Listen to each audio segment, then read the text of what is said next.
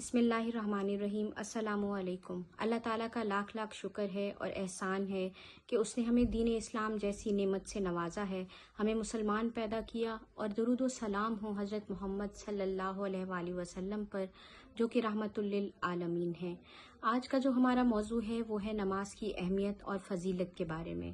نبی پاک صلی اللہ علیہ وآلہ وسلم نے فرمایا کہ نماز دین کا ستون ہے، یعنی جس نے نماز کو قائم کیا گویا اس نے پورے دین کو قائم کیا، اور جس نے نماز کو چھوڑ دیا گویا اس نے اسے گرا دیا۔ اس کا مفہوم آپ اس طرح بھی لے سکتے ہیں کہ جس طرح ایک مکان کی بنیاد اس کے ستونوں پر ہوتی ہے، جب وہ ستون گر جاتے ہیں تو مکان بھی گر جاتا ہے۔ تو یہاں سے آپ نماز کی اہمیت اور فضیلت کا اندازہ لگا سکتے ہیں۔ ایک اور جگہ پہ آپ صلی اللہ علیہ وآلہ وسلم نے فرمایا ہے کہ نماز بے حیائی اور برے کاموں سے روکتی ہے۔ نبی پاک صلی اللہ علیہ وآلہ وسلم نے یہ بھی فرمایا کہ نماز کافر اور مسلمان کے بیچ فرق ہے، یعنی جب آپ نماز پڑھتے ہیں تو آپ اسلام کو تسلیم کرتے ہیں اور مسلمان ہوتے ہیں، اور جب آپ نماز پڑھنا چھوڑ دیتے ہیں تو آپ کفر کے قریب ہو جاتے ہیں۔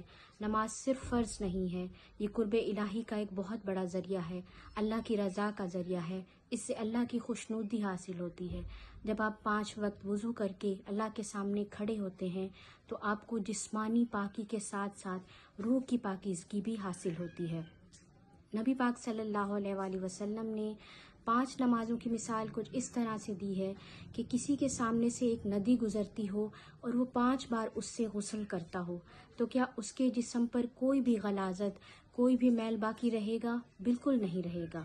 اسی طرح نماز پڑھنے والے کی مثال ہے، جب وہ 5 بار دن میں وضو کرتا ہے تو اس کے جسم سے گناہ دھل جاتے ہیں۔ آپ صلی اللہ علیہ وآلہ وسلم نے فرمایا کہ نماز گناہوں کا کفارہ ہے، یہ گناہوں کو مٹا دیتی ہے۔ یاد رکھیے، اگر آج آپ نے سارے کام کر لیے اور نماز نہیں پڑھی، نماز کو چھوڑ، اور جس نے نماز کو چھوڑ دیا اور باقی دنیا کے سارے کام کر لیے تو گویا اس کا سب بیکار گیا، اس نے کچھ نہیں کیا۔ تو سب سے پہلے اپنی زندگی میں اپنے اللہ کے لیے وقت نکالیں۔ سب سے پہلے مد نظر آپ جس چیز کو رکھیں وہ نماز ہو اور اللہ کے سارے کام ہو۔ نماز صرف ایک فرض عبادت نہیں ہے، یہ اللہ سے جوڑنے کا، اللہ سے قرب کا ایک بہت بڑا ذریعہ ہے۔ اللہ تعالی ہم سب کو نماز پڑھنے کی توفیق عطا فرمائے، اور ایسے نماز پڑھنے کی توفیق عطا فرمائے جیسا کہ نماز پڑھنے کا حق ہے۔ آپ یہ سوچ کر نماز پڑھیں کہ آپ کس ذات کے سامنے ہیں، کس ذات کے روبرو ہیں، اور وہ آپ کو دیکھ رہی ہے۔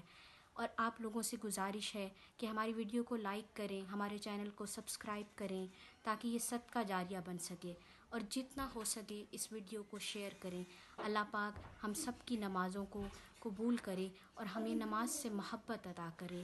آمین یا رب العالمین۔ جزاک اللہ خیر۔